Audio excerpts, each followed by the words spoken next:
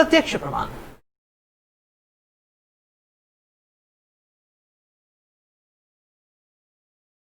So Pratyaksha Praman will say reality means that which is going to be ingrained into direct experience, direct sense perception.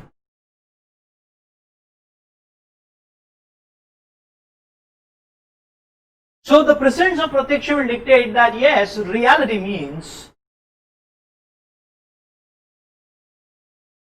if you are able to see it, then it is reality. But then the simple understanding which comes is that there are many things in this world which we see, but we don't believe in them because we know it's not true. Just like in the picture here, I mean by sight, by normal sight, it appears that these two rail tracks are meeting actually. It appears to be two lines of a triangle, an isosceles triangle, so to say. But these two rail lines are never going to meet, although it appears to be. So seeing is not believing. Two rail lines never do meet. It appears that the stick is bent. It only appears. But if you say seeing is believing and concluding, then we are mistaken. Then we are not scientific also. Because the laws of refraction say that. No, it's not tilted. Mirage.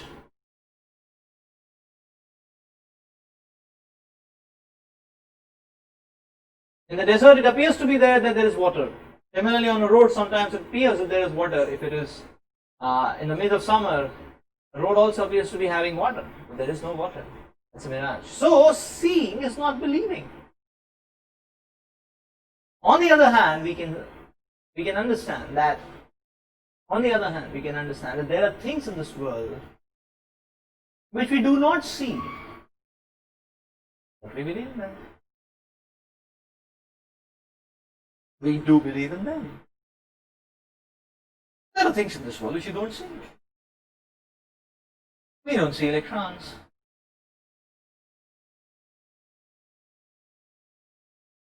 We don't see soul. What to say of anything else? Without a mirror, we don't see our own eyelids. So seeing is not believing. And there is reality beyond seeing. We don't see air, we believe in it.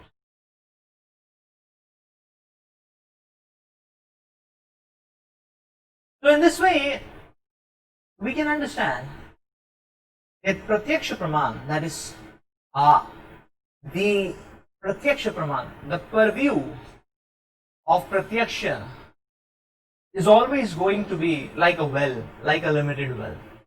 And that gives us only a small window worth of understanding of the entire reality, not the reality per se. Yeah, so these are convex concave mirrors you can see. Now if Miss World were to believe what she sees in a convex concave mirror in a laughing house, if she were to believe that that's how she looks, she may get a heart attack on the spur of the moment. This is how she looks. Weird caricature. So Pratyaksha is like a well. So just like we are talking about sight, similarly we can understand that each of our senses are limited. Each of our senses are offering a limitation. It's not just sight. It's about smell also. Our olfactory organs have limitations. We cannot smell as much as a dog. Similarly, taste. Similarly, taste. Just like a person is ill and he cannot differentiate much between salty, the less salty, more salty and all that. The taste is having a limitation. Similarly, our ears. Our ears are having limitation of hearing. We can only hear 20 Hz to 20 kilohertz. It's all limited. It's like a well. So this goes to show that we cannot acquire complete knowledge using our material senses like eyes, ears, etc. Now somebody may say, why? Why so? And the one pointed answer, or the evident answer, which we can see in our own lives, is that because we are all gifted with 4 inherent defects.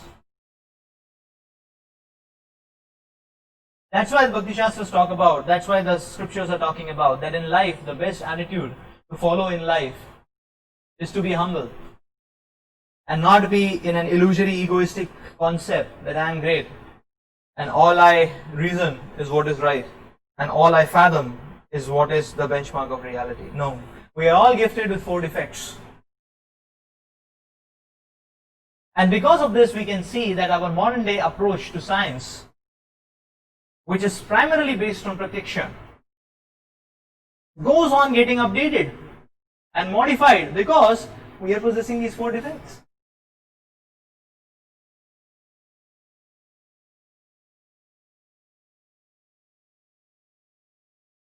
And therefore we see in science, theories keep changing like disposable napkins. So these 4 defects. The first one, imperfect senses. We have imperfect senses. Our senses are all going to limit us. The second, we tend to get illusioned. We get illusioned, hallucinated. Third, the tendency to commit mistakes. Therefore, they make a punchline saying that okay, to err is human. So that means we commit mistakes. Now, over and beyond this, there is another tendency, the cheating propensity, the tendency to cheat under the table, the cheating propensity. So it is because of these 4 defects. Because of these 4 defects, we cannot get knowledge of this. We cannot get knowledge of this world perfectly. These 4 defects limit our understanding of the reality of this world because they are offering us a limitation.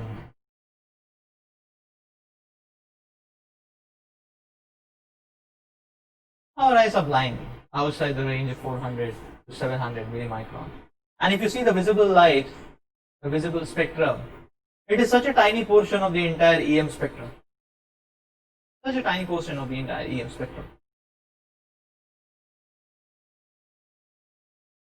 Similarly, our ears have their range. Simple things. If something is too near to us, we cannot see. If something is too far away from us, we cannot see. The ears are deaf. The same is true for each and every one of our senses.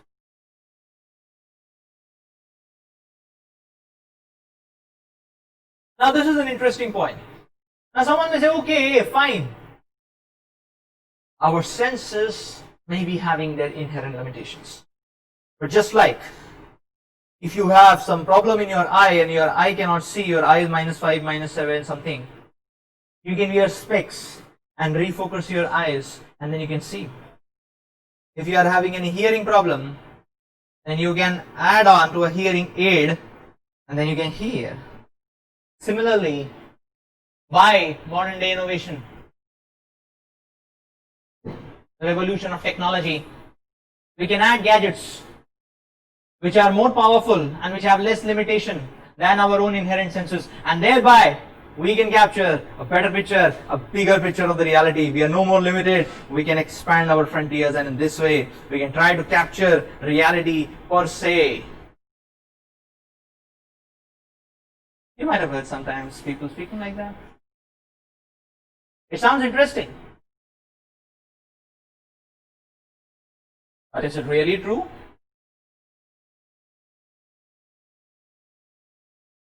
The answer to this is given by Nobel Prize winning physicist Eugene Wigner. And he says a very meaningful and interesting observation. He says, even if you photograph stars,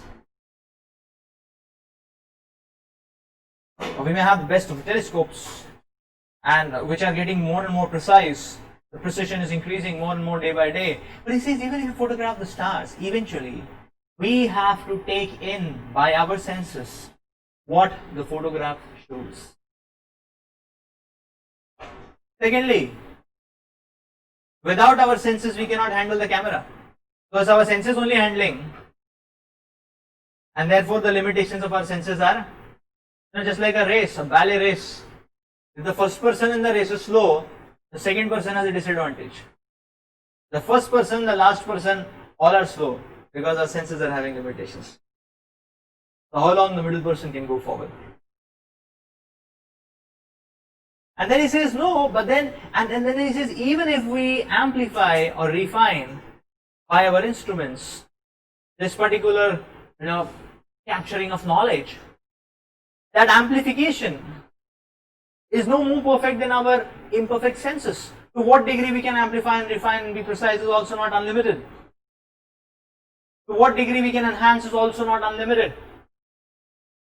Because everything is based on the foundation of our imperfect senses. Therefore, we can never supersede this inherent error of our imperfect senses. Just like if you have a chain, the strength of the chain is determined by the strength of the weakest link.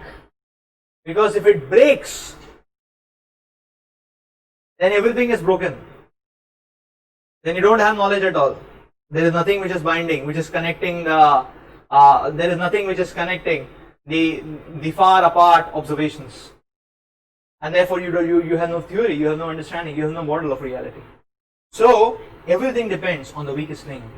And the weakest link is defined by our senses. Imperfections of our senses. We get illusioned.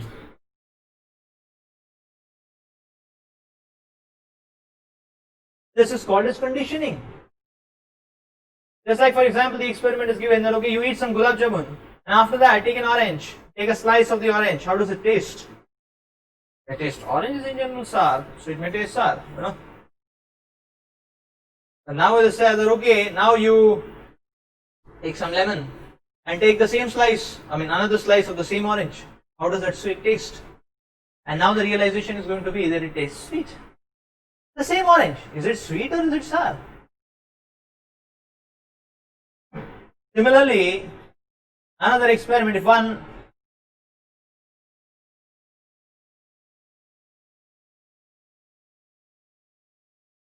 so if our hand is warm, that means we have kept our hand near a fire, and then we put our hand in water, it appears to be cool.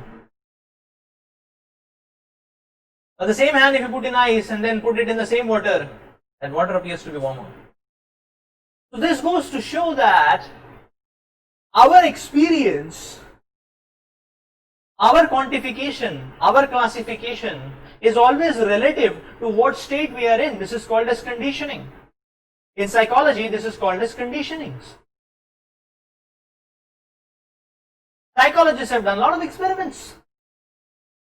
Like, say, for example, to get this point very clear, they were doing experiments on dogs. So what they would do is that whenever they would keep a food, a lunch or a dinner plate for a dog, they would ring the bell. So the dog got, the dog's brain systems, his neural networks, learned, there was machine learning, it happened. And then what the psychologist did is that further experiments after a few weeks, they would just ring the bell. When they would ring the bell and not keep the lunch plate also, then also they would see that the dog's mouth starts salivating. Saliva starts pouring out of the dog's mouth. But much to their surprise, there is no lunch plate. It was only the bell. So the dog's body system got tuned to the understanding that whenever there is plate, there is food, there is bell. So bell means food, food means saliva. So bell, saliva, bell, saliva. A leads to B, B leads to C, A leads to C. So therefore, no bell and the mouth salivating. No food but the mouth salivating. This is called as conditioning. And just like a dog, got illusion. We also tend to get illusion. Sometimes people who stay near a railway line, sometimes they find difficulty in figuring out whether it is the whistle of the train or the whistle of the pressure cooker. because you get accustomed. So this is the tendency to get illusioned.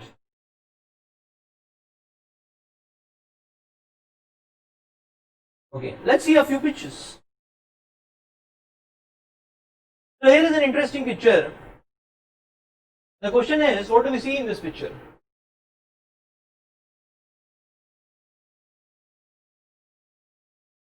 Option A. Do you see an old lady? Option B. Do you see a young lady? Now, some of us may be seeing an old lady, some of us may be seeing a young lady, some of us may not be seeing anything, neither of the two. Some of us may be seeing both. So what is reality? Is it a young lady? Is it an old lady? If you see, the old lady is facing this way, sorry, facing this way. And the young lady is facing towards the back. That's right. So the chin of the young lady is the nose of the old lady. The necklace of the young lady is the mouth of the old lady.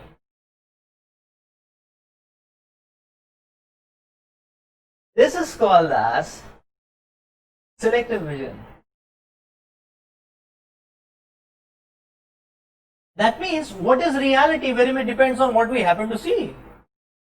Selective vision. And therefore the question is it young lady, is it old lady? It can only be one lady. Either it can be young lady or old lady. It cannot be two ladies, or it is not lady at all. Is it not? So lady can either be young or be old, right? How can it be both? So that's the question which haunts us. I mean, that's the question which can haunt us. And mind it, this is the type of question which haunts scientists and physicists since decades and centuries.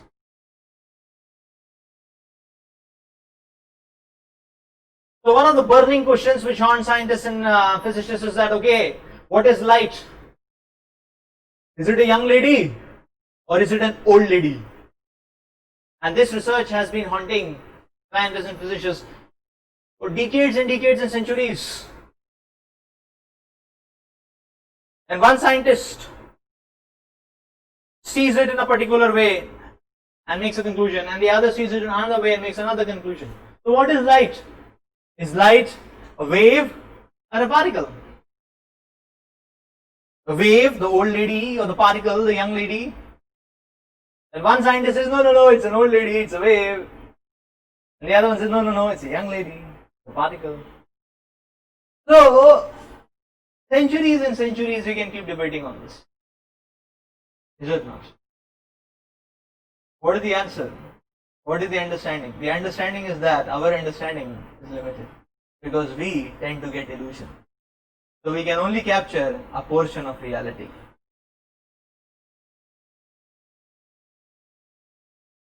This is another interesting figure.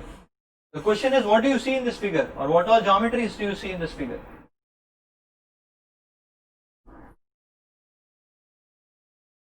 So one may be seeing segmented circles. Something like a triangle is very prominently visible, but actually if you see in this image, there is no triangle. Although the triangle seems to be coming out to the eye. There is no triangle here.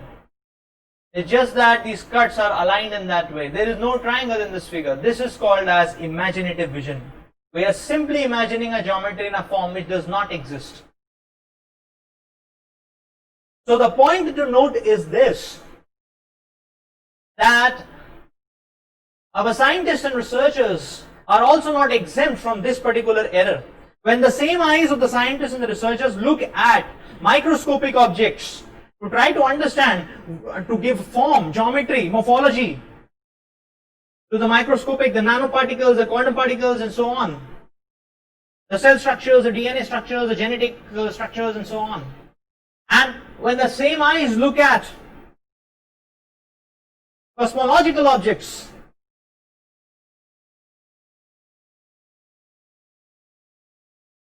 can the same error not exist? That they are simply imagining morphologies and forms which actually do not exist. Here is another example. What do you see in this picture? Now you may say, yeah, this picture you can see a lot of figures, a lot of things are happening. An old man, an old woman. The two guys sitting and chilling out, having a musical symphony. Some lady at the back is peeping out. There seems to be a golden type of flower vase. So many things you can see actually. So this picture goes to show that this is called as contextual vision. That there are multiple aspects of reality. Reality is not just one. There are so many things. There's an old couple, there are two friends, a young lady. There's so many aspects of reality. There's a flower vase, where it is, what it is. There are so many aspects of reality. So it's very likely, it's very probabilistic that we may miss out on some or the other aspect of this reality.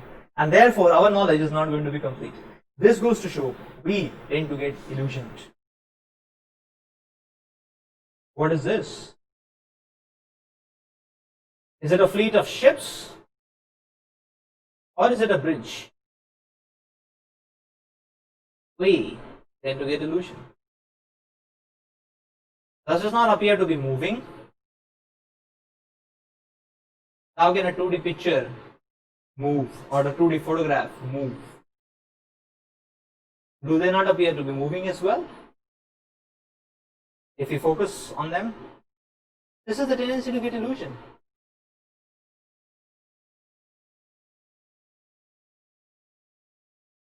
Believe it or not, these guys are the same height. It's all because of the background. We are getting conditioned to be thinking that one is higher and the other one is lower.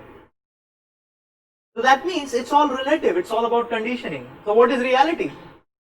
The point to accept is this, that with Pratyaksha Praman, direct sense perception, there is no absolute benchmark of reality.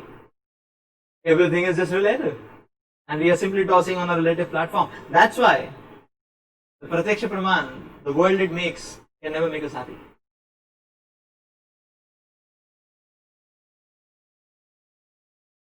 Yeah, so he's saying that focus your head, focus on the dot in the center and move your head backwards and forwards.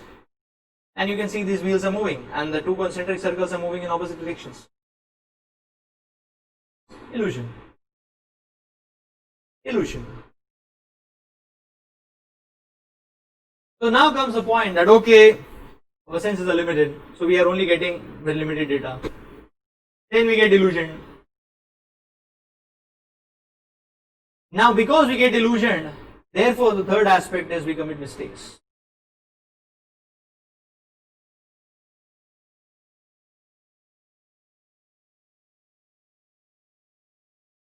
Brain was thought to be an organ to cool the blood before. Pituitary were considered to be a vestige or useless tissue in the human body before.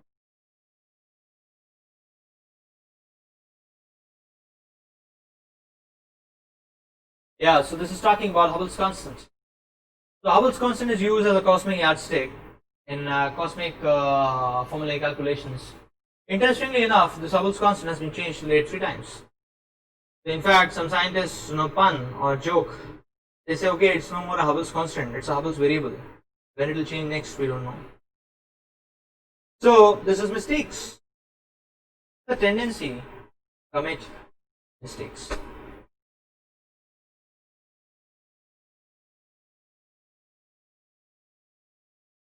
And mistakes are not just some innocent deeds of a small child. Mistakes do take a toll on humanity.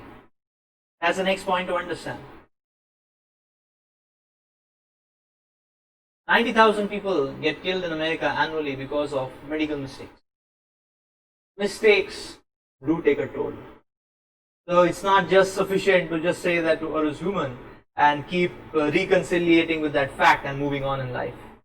Mistakes are hazardous. And the next one is cheating propensity. Yeah. So this is an interesting account in science.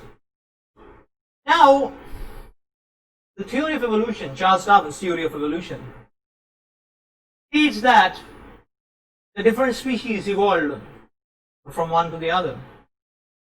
So the reptiles became amphibians, amphibians became birds, and then they became mammals. So that's what the Charles Darwin theory says. But then the whole point is that the species changed over a period of millions of years because of survival of the fittest, and it happened over a period of millions of years. Actually, that means that what was the evidence? And Charles Darwin said that the evidence is going to be fossil records. So extensive research was going on to find a fossil of an intermediate species. Some half amphibian, half reptile, some half bird, half mammal, some half gill, half lung structure. Because fossils should have everything, as the species change very, very slowly over a period of millions of years. So the missing link had been missing for decades and centuries. In fact, towards the end of his life, even Darwin was very much depressed that the fossils, millions of fossils have been discovered, but the missing link was still missing. So there have been many accounts of many case studies with this this missing link. In 1912, there was this case study that there was a missing link which was found and excavated. This was a missing link which was found 1912. It was called as the Piltdown Man. A human skull with an ape-like jaw. And this particular discovery was amazing. This was a proof, and this was kept in Harvard Medical Museum. And interestingly, 41 years later, it was discovered by some students who were studying. So they got out the skull and they were studying. They found it was a human skull and a human jaw, not an ape jaw, but the jaw was artificially filed to look like an ape. Forgery, cheating.